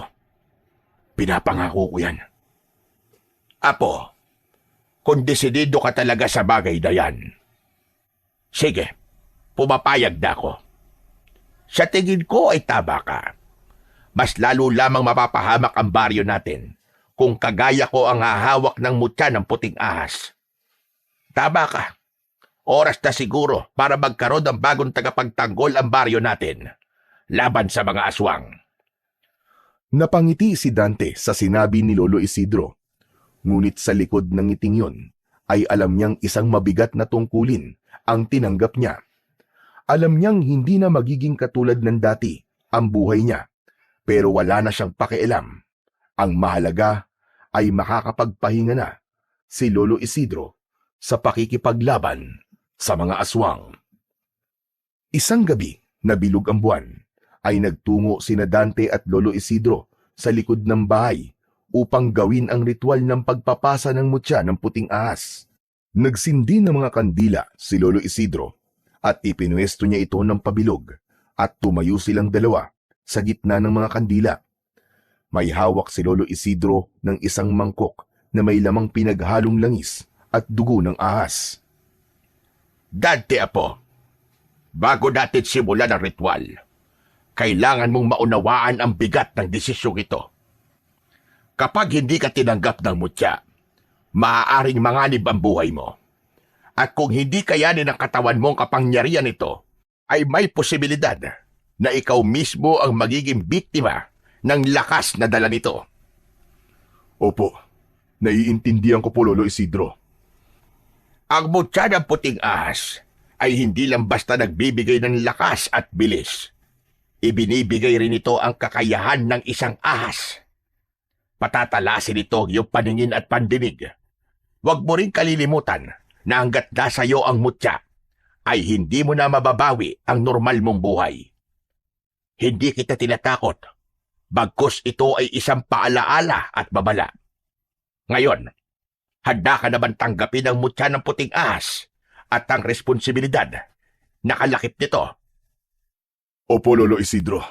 Buong puso ko pong tinatanggap ang mutya ng puting ahas at ang responsibilidad na dala nito. Dinasalan na ni Lolo Isidro ang mangkok na naglalaman ng pinaghalong langis at dugo ng ahas. Matapos yun, ay inilubog nito roon ang hintuturo nito gamit ang langis at dugo ng ahas. At may isinulat itong mga simbolo sa noo ni Dante gamit ang hintuturo nito. Muli itong umusal ng mga dasal. Sa pagkakataon na yon, ay nagsimulang lumakas ang ihip ng hangin sa paligid nila. Ang apoy sa mga kandila ay gumalaw na para bang nagsasayaw ang mga yon. Ibinaba ni Lolo Isidro sa lupa ang mangkok at hinubad nito ang mutya ng puting ahas. Ipinagkakatiwala ko na sa iyo ang mutya ng puting ahas, Dante. Simula ngayon, ikaw na ang tagapangalaga nito. Maingat na isinuot ni Lolo Isidro ang mutya sa leeg ni Dante. Matapos yun, ay isang matinding enerhiya ang dumaloy sa katawan ni Dante. Nanlaki ang mga mata niya nang maramdaman niya ang mainit na paggapang ng enerhiya sa kanyang mga ugat. Napahawak siya sa kanyang dibdib habang nilulukob ng matinding kirot ang buong katawan niya. Parang may nagbabagang apoy na pumapasok sa bawat himaymay ng kanyang mga laman. Napaluhod siya sa lupa habang pilit na kinokontrol ang lakas ng mutya. Dante, labanan mo! Ikaw ang dapat na kumontrol sa mutya at hindi ikaw ang dapat niyang kontrolin. Mariin na naikuyom ni Dante ang kanyang mga kamay habang pilit niyang kinokontrol ang kapangyarihang nagwawala sa loob niya. Pakiramdam niya ay sasabog ang kanyang katawan. Ilang sandali pa ay unti-unting humupa ang matinding enerhiya na nagwawala sa loob ng kanyang katawan.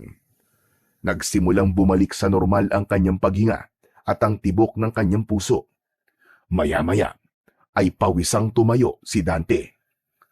Ngumiti si Lolo Isidro at bakas sa mukha nito ang labis na tuwa.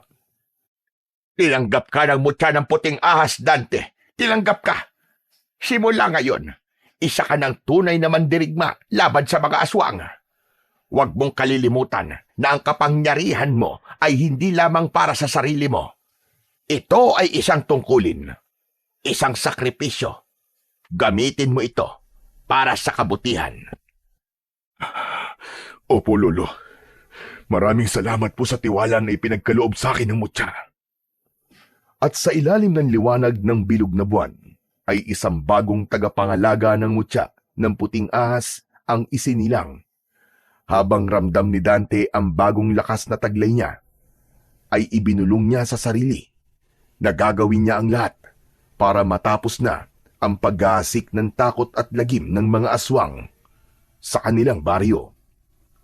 Sa mga sumunod na pag-atake ng mga aswang sa kanilang baryo, ay si Dante na mismo ang humaharap sa mga yon, gamit ang isang matalim na itak at ang kapangyarihang hatid ng mutya ng puting ahas, ay hinarap niya ang mga aswang.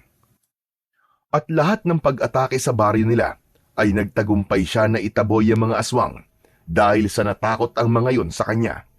Dahil doon ay mabilis siyang nakilala sa buong baryo bilang bagong tagapagtanggol at isang mandirigma na kayang puksain ang mga aswang. Ngunit sa kabila ng pagkilala na natanggap ni Dante, ay nanatili ang bigat sa dibdib niya. Hindi niya magawang maging lubusang masaya dahil hindi pa rin niya nakakausap si Edsel at hindi pa rin niya ito nagagawang ibalik sa pamilya nila. Isang gabi, habang naghahapunan, ay walang ibang laman ang isip ni Dante, kundi ang kanyang kapatid. Sa gitna ng pananahimik niya, ay biglang nagsalita si Lolo Isidro. Dante, iho, masaya ko na ikaw ang naging bagong tagapangalaga ng mutya ng puting ahas. Nakikita ko kung paano mo ginagampanan ng buong puso at maayos ang tungkulin mo. Maraming salamat po, Lolo. Salamat po't nagtiwala kayo sa akin. Malaking tulong din po ang ginagawa natin pagsasanay araw-araw. Pero paano na ang buhay mo sa Maynila, Apo? Balak mo pa bang bumalik doon? Saka na po ako babalik sa Maynila. Kapag sigurado na po akong tapos na ang banta ng aswang dito sa baryo. Saka kapag naibalik ko na rin si Edsel sa atin. Ano pala ang plano mo kay Edsel, Apo? Naisip ko po na kailangan ko makausap si Don Hidalgo. Pakiramdam ko po ay siya lang ang nakakaalam kung paano nakaligtas si Edsel sa mga aswang nun. At sigurado akong siya rin na makakatulong sa atin para kumbinsihin si Edsel na bumalik sa atin. Magandang naisip mo. Base sa pagkakakilala ko kay Don Hidalgo, ay mabait naman yun. Sigurado ko na kapag napatunayan natin na si Ethan at si Edsel nga ay iisa, tutulungan niya tayo. Nangangako po ako sa inyo. Malapit na nating makasama ulit si Edsel, Lolo. Sa sandali na yon, ay ramdam ni Dante ang pag-asa. Alam niya na darating ang araw na mabubuo na ulit ang pamilya nila. At kapag nangyari yon, ay poprotektahan na niya si Edsel upang hindi na ulit ito mawala sa kanila ng kanyang lolo. Isang umaga, maagang nagtungo si Dante sa palengke upang bumili ng ilang pangangailangan nila sa bahay. Sa paglalakad niya roon, ay isang pamilyar na figura ang agad na nakatawag ng kanyang pansin. Walang iba kundi si Ethan. Hindi na siya nag-atubiling napitan nito at agad na bumakas ang inis sa mukha ni Ethan nang makita siya. Ikaw na naman? Talaga bang kahit saan ako naroon ay nakasunod ka? Edsel, miss na kita at ni Lolo Isidro. Parang awa mo na. Umuwi ka na sa bahay. Ano ba? Wala akong kilalang Lolo Isidro. Pwede ba? Layuan mo na ako. Kailangan natin mag-usap. Kailangan kong ipaliwanag sa'yo kung bakit hindi kita nabalikan noong gabing tatakas dapat tayo sa mga aswang. Kung iniisip mong pinabayaan kita, nagkakamali ka. Naipit lang ako sa sitwasyon, kaya hindi na kita nabalikan. Pero saksi ko ang Diyos, Edsel. Alam niya kung gaano ko kagustong balikan ka. Nagtama ang mga mata nilang dalawa. Napansin ni Dante ang luhang pilit na pinipigilan ni Ethan na kumawala. Ang kulit mo! Sinabi nang hindi nga ako si Edsel eh! Ilang beses ko man sasabihin sa'yo ang bagay na yan bago ka maniwala! O baka naman, iniisip mo na ako na matay mong kapatid para lang mabawasan ang bigat ng konsensyang dinadala mo. Kahit anong pagtanggi ang gawin mo, alam kong ikaw ang kapatid ko. Ikaw si Edsel. Hindi ako si Edsel at huwag mo akong sagarin. Kapag hindi ako nakapagpigil, tototohanin ko na ang pagpapapuli sa'yo. Parang binagsakan ng mundo si Dante. Wala na siyang nagawa nang tumalikod si Ethan at naglakad dito palayo. Naiwan siyang nakatayo sa gitna ng mataong palengke. At sa kabila ng dami ng tao roon, pakiramdam niya ay mag-isa siya habang unti-unting umaagos ang luha sa magkabilaan niyang pisngi. Isang gabi, naghahanda si Dante sa pagpunta niya sa mansyon ni na Don Hidalgo. Nakita niya ang kanyang lolo Isidro na nakaupo sa labas ng kanilang bahay. Nilapitan niya ito para magpaalam. Sa tuwing lumalabas siya ay nakasanayan na niyang dalhin ang itak niya at ang mutya ng puting ahas na nakasabit sa kanyang liig. Lolo, pupunta po ako kay Don Hidalgo ngayong gabi. Kakausapin ko po siya tungkol kay Edsel. Abay, mabuti naman kung ganon. Sana'y matulungan niya tayo para maibalik na natin si Edsel. Gusto mo ba samahan kita? Umiling si Dante at ngumiti ng bahagya. Hindi na po, ako na lang po, Lolo. Ipagdasal niyo na lang po ako na maging maganda ang kalalabasan ng pag-uusap namin. O sige, mag-iingat ka, Dante. Muling ngumiti si Dante bago tuluyang naglakad palayo. Sa bawat hakbang niya sa madilim na daan ay pilit niyang nilalakasan ang kanyang loob. Umasa siya na sa tulong ni Don Hidalgo ay maibabalik na sa kanila si Edsel at masasagot na ang katanungan nila ng kanyang lolo kung paano nagawang makaligtas ni Edsel sa mga aswang na dumukot noon sa kanila. Hindi nagtagal ay narating na ni Dante ang mataas na gate ng mansyon ni Don Hidalgo. Huminto siya roon at huminga ng malalim. Sa kabila ng kaba, alam niyang hindi siya maaaring umatras. Kailangan makausap niya ang mayamang lalaki upang malaman ang katotohanan tungkol kay Edsel. Maya-maya pa ay lumapit ang isang matikas na gwardya habang hawak ang isang batuta. Tinignan nito si Dante at bago pa man siya makapagsalita ay naunahan na siya nito. Ang bira! Ikaw na naman! Ikaw yun ang gulo noon sa welcome party ni Sir Ethan ah! Pasensya na sa nangyari noon, kaibigan. Wala akong intensyong manggulo at wala rin akong balak na manggulo ngayon. Kaya ako naparito. Eh bakit ka ba nandito? Ano ba kailangan mo? Kailangan ko lang makausap si Don Hidalgo. May importante akong sasabihin sa kanya, kaibigan. Nandito ba siya ngayon? Oo, nandito si Don Hidalgo. Pero hindi mo siya basta-basta pwedeng kausapin. Hindi lahat ng gustong kumausap sa kanya ay pinapayagan na makausap siya. Parang awa mo na, kaibigan, no? Kailangan ko lang talaga siya makausap kahit sandali lang. Hindi nga pwede, ang kulit mo naman eh. Bumalik ka na lang kung may appointment ka. Huwag ka naman makulit ha.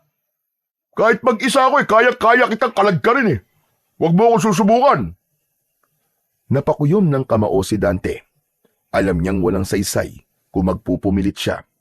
Labag man sa kanyang kalooban ay wala na siyang nagawa kundi ang humakbang palayo. Ngunit bigla siyang natigilan ng isang ideya ang pumasok sa kanyang isipan.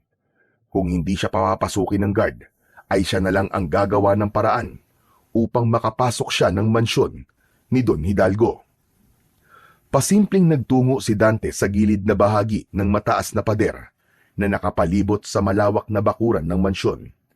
Naghanap siya ng parte ng pader na maaari niyang akyatin. Nang makarating siya sa likuran, ay nakita niya ang isang malaking puno na bahagyang nakasandal sa pader. Napangiti siya dahil naisip niya na yun ang magiging daan para makapasok siya sa mansyon ni Don Hidalgo. Mabilis na inakyat ni Dante ang puno at nang nasa taas na siya, ay tumulay siya mula roon papunta sa ibabaw ng pader. Sakto na sa ibaba ay may nakatambak na dayami. Walang pag-aalinlangan na tumalon siya sa tambak ng dayami. Lumingalinga pa sa paligid si Dante at doon niya napansin ang pinto sa likod ng mansyon. Lumapit siya ron at nang malaman niyang hindi yun nakalak, ay marahan niya yung binuksan. Sumilip siya at nang masiguro niyang walang tao, ay saka siya pumasok. Alam ni Dante na malaki ang posibilidad na nasa ikalawang palapag ang kwarto ni Don Hidalgo at maaaring naroon ito, kaya hindi na siya nagdalawang isip na akyatin ang malaking hagdan. Pagdating sa second floor, ay isa-isa niyang binuksan ng mga kwarto hanggang sa makarating siya sa isang silid na may malaking portrait ni Don Hidalgo. Pumasok siya roon at iginala ang paningin sa kabuuan ng silid. Grabe! Sobrang laki naman ang kwarto ni Don Hidalgo. Mas malaki pa to sa bahay ni Lolo Isidro ah. Nanlamig si Dante nang makarinig siya ng yabag ng sapatos na tila palapit sa kwartong kinaroroonan niya. Natatarantang naghanap siya ng mapagtataguan at nakita niya ang isang malaking closet at doon niya napagdesisyonang magtago. Pumasok siya sa closet at maingat na isinarado ang pinto nun. Mula sa siwang ng closet ay nakita niyang pumasok si Don Hidalgo sa kwarto. Isinarado nito ang pinto. Lumapit ito sa telepono na nasa maliit na mesa. Nagdial ito roon at maya-maya ay may kausap na ito gamit ang telepono. Malapit na ang kaarawan ni Ethan. At sa gabing yon, isasagawa na natin ang ritual. Huwag kang mag-alala dahil wala siyang kaalam-alam. Sa oras na maging aswang na si Ethan, ay wala na tayong dapat ipangamba. Magpapatuloy ang ating lahi at may magmamana na ng pagiging pinuno ko ng mga aswang. Mas nanlamig si Dante sa kanyang narinig. Nanatili siya roon sa kloset dahil pakiramdam niya ay marami pa siyang malalaman. Ano ka ba? Huwag mong isipin yan. Walang naghihinala sa baryo na ito na ako ang pinuno ng mga aswang na umaatake sa kanila. At tungkol naman kay Dante, wala na siyang magagawa. Nilason ko na ang isip ni Ethan. Hindi na siya babalik sa pamilya niya. Tuluyan niya ng tinalikuran ng lahat at kahit na anong sabihin ko kay Ethan, ay sinusunod niya. Nanginig ang buong katawan ni Dante sa mga sinabi ni Don Hidalgo. Dahil doon ay tuluyan niya nang nakumpirma na si Ethan at si Edsel ay iisa. Tumiim ang kanyang bagang at naisip niya na kailangan niya nang harapin si Don Hidalgo sa gabing yon upang tapusin na ang kasamaan nito. Walang pagdadalawang isip na lumabas si Dante sa loob ng kloset. Agad niyang hinugot ang itak mula sa kaluban nito. Nang makita siya ni Don Hidalgo, ay nanlaki ang mga mata nito sa labis na gulat. Mabilis nitong ibinagsak ang telepono at humarap kay Dante. Hayop ka, Don Hidalgo. Ngayon ay alam ko na. Ikaw ang may pakana ng lahat ng ito. Ang mga alagad mong aswang ang dumukot sa amin ni Edsel nun. At hindi mo siya pinatay dahil gusto mo siyang gawing tagapagmana mo bilang pinuno ng mga aswang. Hayop ka! Hindi ako papayag na hindi malaman ng lahat kung ano ka talaga, Don Hidalgo. Nanginig ang kamay ni Dante habang mahigpit na nakahawak sa itak. Umiling si Don Hidalgo at isang nakakalokong tawa ang pinakawalan nito. At sa tingin mo, may maniniwala sa'yo? Ginawa ko ang lahat para bumango ang pangalan ko sa baryong ito. Mahal ako ng mga tao rito. Isa kong haligi ng komunidad na ito. Samantalang ikaw, sino ka ba sa baryong ito, ha? Ako ang mas paniniwalaan ng mga tao kaysa sa'yo. Ano ba sa tingin mo ang gagawin ko? Sasabihin ko sa lahat ng tao ang mga natuklasan ko? Hindi. Hindi ko na kailangang gawin yun. Alam mo kung anong gagawin ko. Papatayin kita, Don Hidalgo. At kapag nagawa ko yun, saka ko isisiwalat sa mga tao na isa kang aswang. At ikaw ang dahilan kung bakit napakaraming inosenteng taong namatay sa baryong ito. Nanlisik ang mga mata ni Don Hidalgo. Isang malakas na sigaw ang pinakawalan nito. At kasunod nun, ay narinig ni Dante ang pagtunog ng mga buto nito na para bang may pagbabagong nangyayari sa katawan nito. Hanggang sa unti-unting nagbago na nga ang anyo ni Don Hidalgo. Tinubuan ito ng matigas at makapal na balahibo. Ang mga mata nito ay naging mabalasik at nagkaroon ito ng matutulis na mga kuko at ngipin. Bahagyang lumaki ang katawan nito. Makalipas ang ilang segundo, ay hindi na si Don Hidalgo ang nasa harapan ni Dante, kundi isa ng mabangis na pinuno ng mga aswang. Sa wakas, ipinakita mo na rin kung sino kang talaga. At ito na ang ulat huling beses na makikita mo ko sa ganitong anyo. Dahil hindi ako ang mamamatay ngayong gabi, kundi ikaw. Naunang umatake ang aswang kay Dante. Mabilis ang galaw nito. Umatras si Dante at matagumpay niyang naiwasan ang matutulis na kuko ng aswang. Bumuelo ang aswang upang sunggaban ulit si Dante, pero gaya ng una ay naiwasan niya lamang yon. Umikot si Dante, sabay tarak ng itak sa tagiliran ng aswang.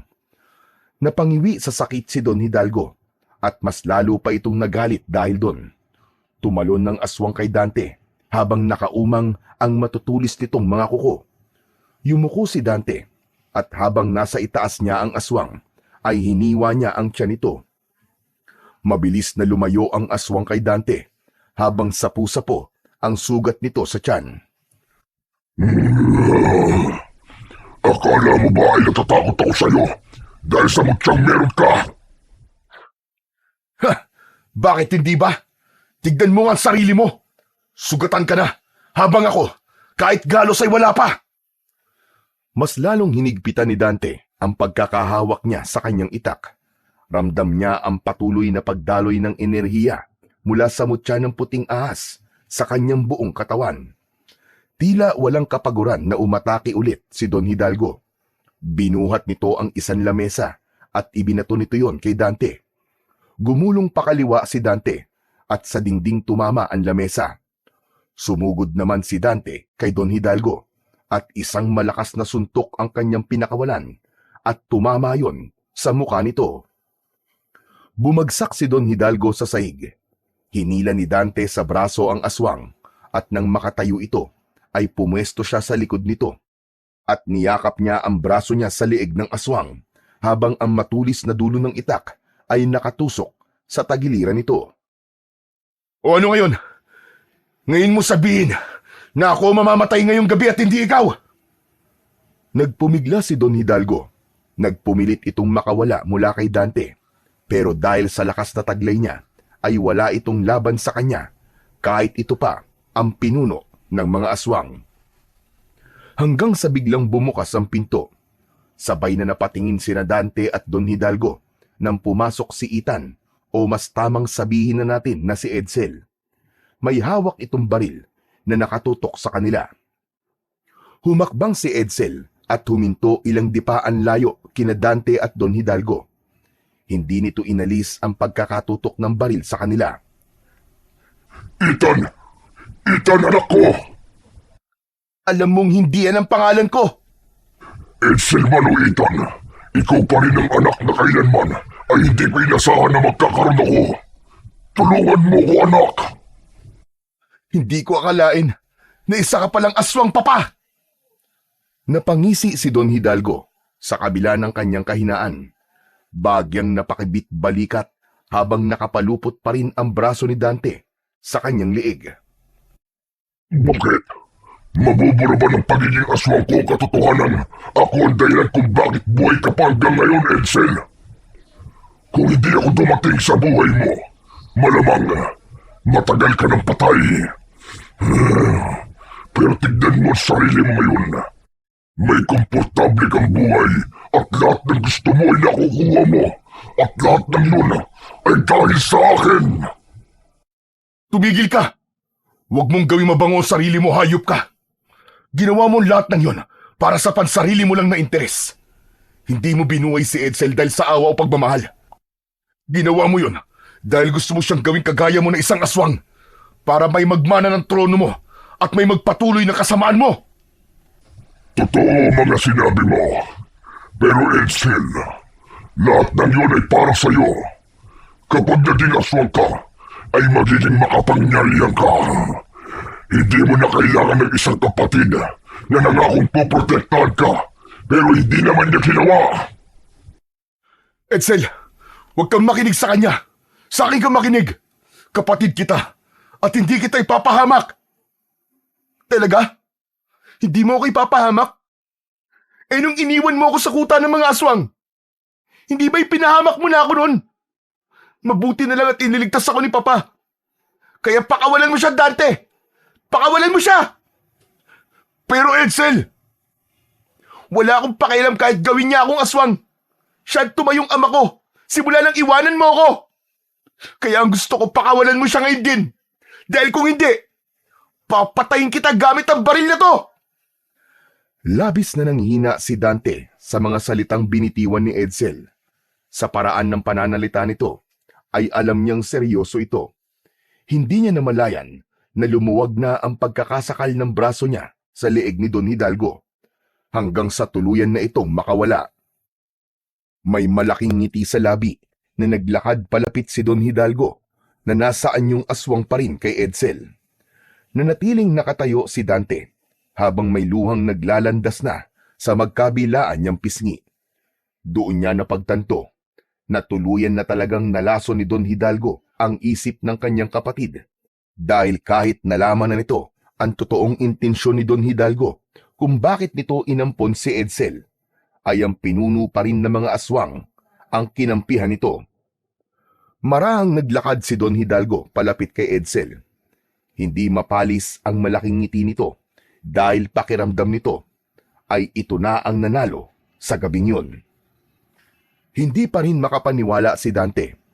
Alam niyang malalim ang sugat na iniwan ng nakaraan dito, ngunit hindi niya akalaing ganun kahigpit ang kapit ni Don Hidalgo kay Edsel, at nagawa pa rin itong paikutin ang kapatid niya sa mga palad nito. Ngunit laking gulat ni Dante nang biglang itinutok ni Edsel ang baril sa mukha ni Don Hidalgo at pinaputok yun. Walang buhay na bumagsak ang aswang sa sahig habang may isang tama ng bala ng baril sa noo nito. Matapos yun ay isang nakabibinging katahimikan ang bumalot sa silid na yon. Hindi pa rin makagalaw si Dante sa labis na pagkagulat sa ginawa ng kanyang kapatid. Para yan sa lahat ng panlilinlang mo sa akin, Hidalgo. Hindi na dapat binubuhay ang mga kagaya mong aswang. Tumingin si Edsel sa kanyang kuya Dante at nawala na ang galit sa mukha nito. Lumapit ito sa kanya. Hindi makapaniwala si Dante nang bigla siyang niyakap ni Edsel. Naramdaman niya ang panginginig ng katawan ng kanyang kapatid. Pagkalipas ng ilang sandali ay kumalas na si Edsel sa pagkakayakap. Bakit mo siya pinatay? Ang akala ko ba sa kanya ka kumakampi? Hindi totoo yun, kuya. Nagpanggap lang ako. Narinig ko ang lahat ng sinabi niya habang may kausap siya sa telepono kanina. Doon na ako natauhan. Kaya kumuha ako ng baril para patayin siya. Pero hindi ko inasahan na maaabutan kita rito. Salamat sa Diyos dahil hindi ka na nagpalinlang sa kanya. Pero Edsel, sana'y hayaan mo na akong magpaliwanag ngayon. Hindi na kailangan, Kuya Dante. Naiintindihan ko na ang lahat. Alam mo nung nagkita tayo ulit, sobrang galit na galit ako sa'yo. Hindi ko matanggap na iniwanan mo ako nun sa kuta ng mga aswang. Pero matapos kong marinig mismo kay Don Hidalgo mga panlilinlang niya at totoo niyang dahilan kung bakit niya ako kunwaring iniligtas nun sa kuta ng mga aswang, ay doon ko na naintindihan ang lahat, kuya. Naniniwala ako na gusto mo akong balikan nun, kuya. Kaya lang, nung panahon na nagkita tayo uli, ay may galit pa ako nun sa puso kaya tinatanggi ko na ako nga si Edsel. Kaya kuya, patawarin mo ako, ha? Hindi na napigilan pa ni Dante ang sarili at nang dahil sa labis na kasiyahan, ay muli niyang niyakap ang kanyang kapatid. Nagkaiyakan na silang dalawa dahil alam ni Dante na gaya ni Edsel ay hindi rin ito inasahan na mangyayari pa ang tagpong yun. Kuya Dante, gusto ko nang umuwi. Oo, Edsel. Uuwi na tayo. Siguradong matutuwa si Lolo Isidro kapag nalaman niyang makukumpleto na ulit tayo. Habang nakayakap si Dante kay Edsel, ay walang paglagyan ang saya sa kanyang puso. Dahil hindi lang nila nabigyan ng wakas ang kasamaan ni Don Hidalgo, kundi nabawi na rin niya rito ang kanyang nakababatang kapatid, na noon ay inakala niya na tuluyan nang nawala sa kanya. Nang mabalitaan ng buong baryo ang pagkamatay ni Don Hidalgo, ay nalaman na rin ng mga ito na ito pala ang pinuno ng mga aswang na matagal nang sumasalakay sa kanilang lugar. Sa pagkawala ni Don Hidalgo, ay natigil na rin ang mga pag-atake ng aswang at muling bumalik ang katahimikan sa baryo ni Dante. Sa kabila ng lahat, ay nanatili pa rin kay Dante ang mutya ng puting ahas dahil naniniwala siya na hindi pa tapos ang pakikipaglaban niya sa mga kampon ng kadiliman. Matapos ang lahat, ay nilisan ni Dante at Edsel at Lolo Isidro ang baryo at nanirahan sila sa Maynila upang magsimula ng panibagong buhay. Doon nga ay naibigay na ni Dante sa kanyang kapatid at Lolo Isidro ang pangarap niyang maginhawang buhay para sa mga ito. Sa paglipas ng mga taon, ay mas lalo pang tumibay ang pagsasama ni Dante at Edsel bilang magkapatid. Paminsan-minsan, bumabalik sila sa baryo upang magbakasyon at alalahanin ang lahat ng mga pinagdaanan nila noon. Alam ni Dante na hindi nila maaaring tuluyang talikuran ang lugar na yon dahil doon siya nagsimulang mangarap, hindi lang para sa kanyang sarili, kundi para rin sa dalawang pinakaimportanteng tao sa kanyang